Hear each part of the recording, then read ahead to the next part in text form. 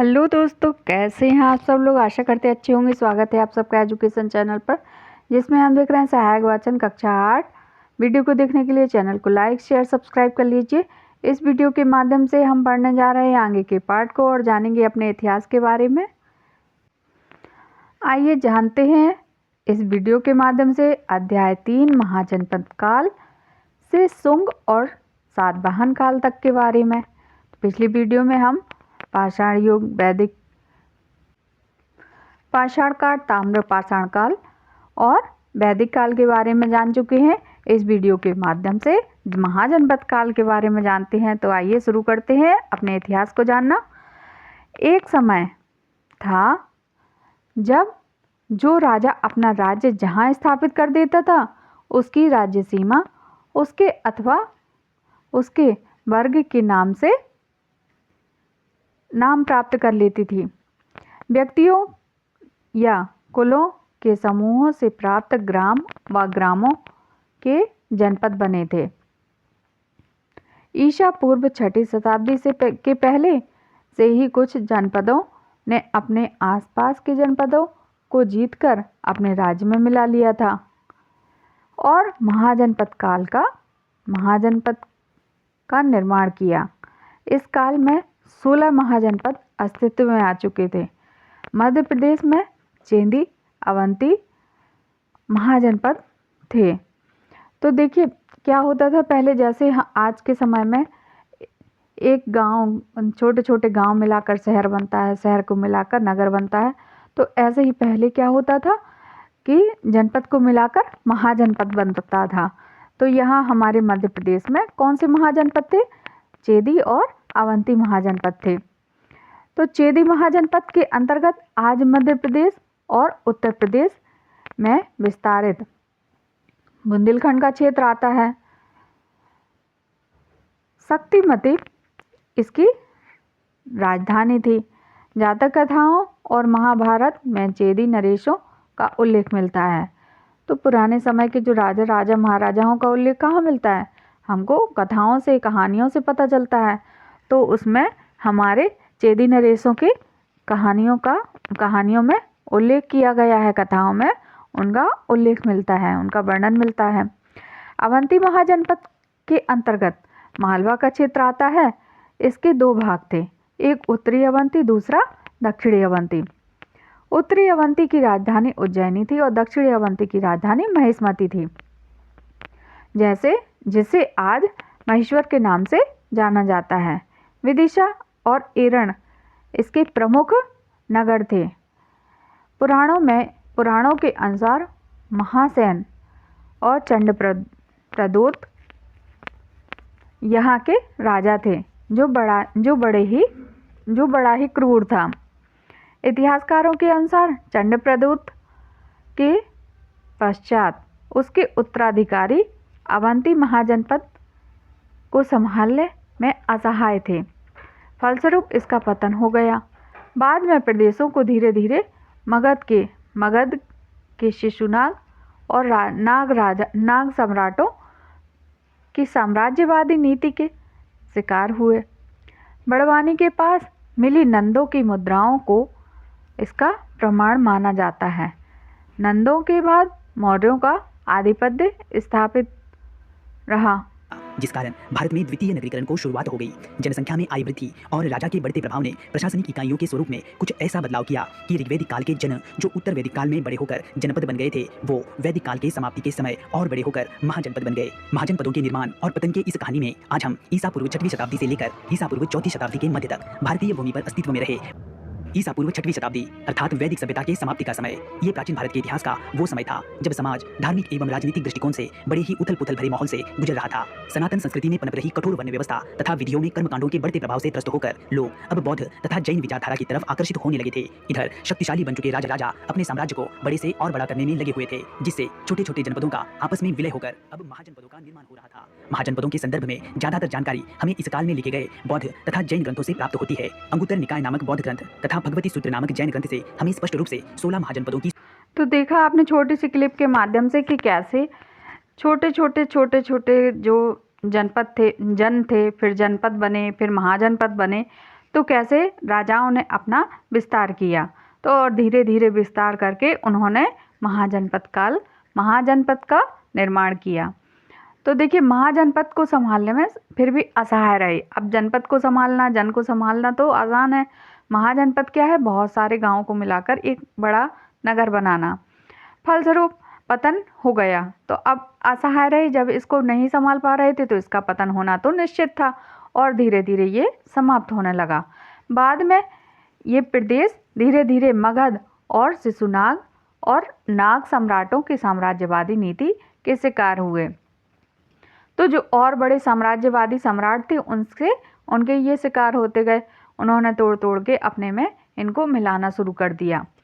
तो नंदों की मुद्राओं इसका प्रमाण माना जाता है। नंदों के बाद मौर्यों का आधिपत्य रहा। अब यहाँ क्या शुरू होता है, बौद्ध काल शुरू होता है। तो गौतम बुद्ध के समय उज्जैनी, वर्तमान में उज्जैन कहते हैं जिसको, अत्यंत महत्वपूर्ण नगर में एक था।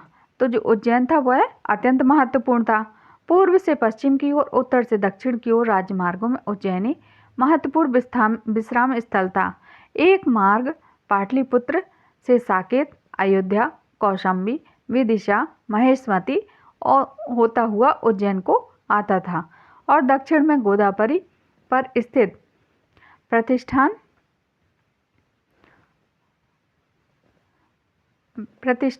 तक जाता था। पश्चिम की दिशा में वह मार्ग उज्जैन से भृगु, कच्छ, वर्तमान भड़ोच तक जाता था। पुराणों में वर्तमान मालवा का अवंती के नाम से उल्लेख मिलता है। बौद्ध के समय अवंती भारत के 4 विशाल साम्राज्यों में से एक माना जाता था। बौद्ध के समय अवंती का प्रद्योत नाम का राजा राज्य करता था। वह बड़ा पराक्रमी राजा था। अन्य 3 साम्राज्य थे जैसे कौशल, वत्स, मगध। तो इन साम्राज्यों को मिलाकर कौन संभाल रहा था, प्रद्योत अवंती का राजा जो था। कहा जाता है कि प्रद्योत का जन्म ठीक उस दिन हुआ जिस दिन स्वयं बुद्ध का जन्म हुआ था। तो कहावत है कि प्रद्योत का जन्म कब हुआ, कि जब ज्ञान की प्राप्ति के समय वह अवंती का शासक बना। बौद्ध साहित्य में प्रद्योत को उसके पराक्रम के कारण महासेन की पदवी से विभूषित किया गया। प्रद्योत का पड़ोसी वत्स महाराजा उदयन अवंती के शासक की से गरिमा और गौरव में किसी तरह कम न था। एक बार प्रद्योत ने छलपूर्वक उदयन को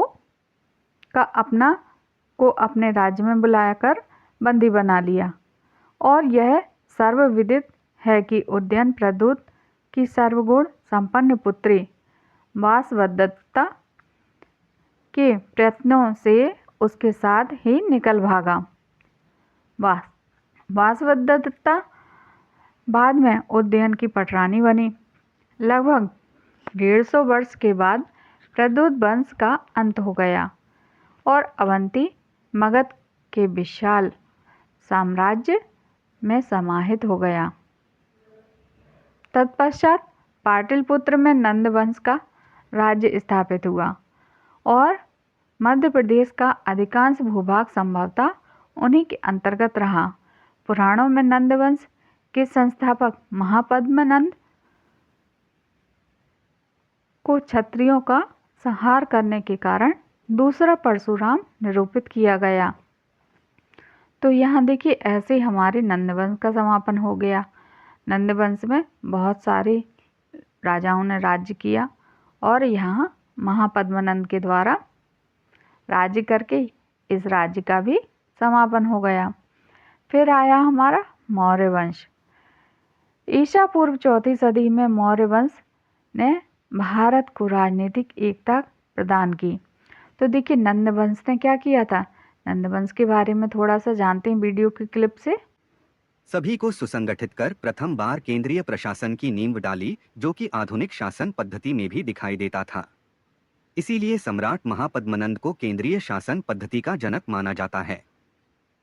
कर्जों को जीतकर मगध के विशाल साम्राज्य का निर्माण कर चुके महापद्मानंद ने अपने आप को एक राट एवं एक छत्र की उपाधि धारण की। उसने कलिंग को जीता और वहां से जिनसेन की मूर्ति को उठाकर मगध लाया। महापद्मानंद के 8 पुत्रों में से धनानंद नंदवंश का अंतिम शासक रहा। सन 326 ईसा पूर्व में सिकंदर ने जब पश्चिमोत्तर भारत पर आक्रमण किया तब मगध पर धनानंद का शासन था, अर्थात धनानंद सिकंदर का समकालीन था। यूनानी लेखकों ने धनानंद को अग्रमीज कहकर पुकारा है। धनानंद ने जनता पर कई सारे कर लादे थे, जिस कारण जनता धनानंद से असंतुष्ट थी। तक्षशिला के आचार्य चाणक्य को बड़े दरबार में अपमानित करने के बाद सन 322 ईसा पूर्व में आचार्य चाणक्य ने अपने शिष्य चंद्रगुप्त मौर्य की सहायता से धनानंद की हत्या कर मौर्य वंश की नींव रखी और फिर मगध पर मौर्य वंश की स्थापना हुई। मौर्यों के तो देखा आपने छोटी सी क्लिप के माध्यम से कि कैसे महापद्मानंद का यहाँ अंतिम शासनकाल समाप्त हुआ और मौर्य वंश का उदय हुआ। तो देखिए मौर्य वंश के उदय में मौर्य वंश ने क्या किया, मौर्य वंश में क्या क्या हुआ। ईसा पूर्व 4वीं सदी में मौर्य वंश ने भारत को राजनीतिक एकता प्रदान की। चंद्रगुप्त नंद वंश को हटाकर चंद्रगुप्त ने मौर्य राज्य साम्राज्य स्थापना की। चंद्रगुप्त एक विशाल साम्राज्य का शासक था। उसके साम्राज्य में उत्तर का संपूर्ण भारत आता था। चंद्रगुप्त का पौत्र अशोक भारतीय इतिहास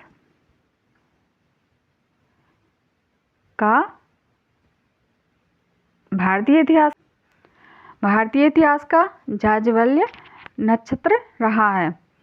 अपने पिता बिंदुसार के समय अशोक लगभग 11 वर्ष तक अवंती का शासक रहा। अशोक ने अपने विवाह विदिशा के नगर सेठ की पुत्री देवी से किया। संघमित्रा और महेंद्र नाम की पुत्री व पुत्र थे। अशोक ने बुद्ध धर्म के प्रचार के लिए उन्हें श्रीलंका भेजा। तो देखिए अशोक के 2 पुत्र हुए और 2 बच्चे हुए, तो उनको भी उन्होंने किस में लगा दिया, बौद्ध धर्म के प्रचार प्रसार में। मौर्यों ने यहाँ अवंती नामक प्रांत बनाया जिसकी राजधानी उज्जैनी थी। सम्राट अशोक ने उज्जैनी और निमाड़ अंचल में कसरावद में स्तूपों का निर्माण कराया। रायसेन जिले में सांची और सतना जिले में भरतहुत में विश्व प्रसिद्ध स्तूप बनवाए। जबलपुर के निकट रूपनाथ, विदिशा के निकट वेसनगर और पवाया, एरण, गुर्जरा, तो ये सब आसपास के एरिया में उन्होंने अपने स्तूपों का निर्माण कराया। तो ये पिक्चर आपको दिख रही होगी कि ये कहाँ है, स्तूप है, ये हमारा सांची का स्तूप है। तो ऐसे उन्होंने हर जगह छोटे छोटे स्तूपों का, मतलब हैं तो बहुत विशाल लेकिन बहुत सारे क्षेत्रों में फैले हुए हैं, तो छोटे बड़े सब प्रकार के स्तूपों का निर्माण कराया। किसने? अशोक के बेटा और बेटी, जो पुत्र और पुत्री थे। मौर्य वंश का मध्य प्रदेश पर गहरा प्रभाव रहा। यह क्षेत्र शांति और समृद्धि का दौर था। तो इस टाइम पर क्या है, चारों तरफ शांति थी और चारों तरफ। इसके बाद क्या हुआ, शुंग और सातवाहन वंश आया। तो देखिए अशोक की मृत्यु के बाद उसके उत्तराधिकारी साम्राज्य को बनाए रख सके। उसके उत्तराधिकारी कौन थे?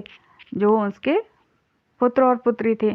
तो वह उस साम्राज्य को संभाल ना पाए और इसका यहाँ पर पतन हो गया। तो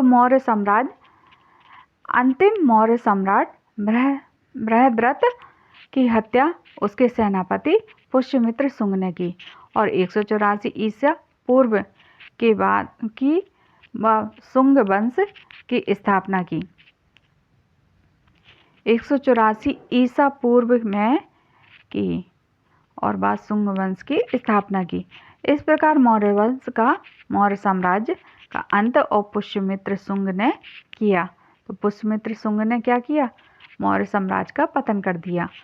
फिर पुष्यमित्र शुंग का पुत्र अग्निमित्र विदिशा में रहकर अपने साम्राज्य का शासन करता रहा और विंध्य प्रदेश में भरहुत के शिलालेखों में शुंग वंश का उल्लेख आया, जिनसे प्रमाणित होता है कि यह क्षेत्र उनके साम्राज्य के अंतर्गत थे।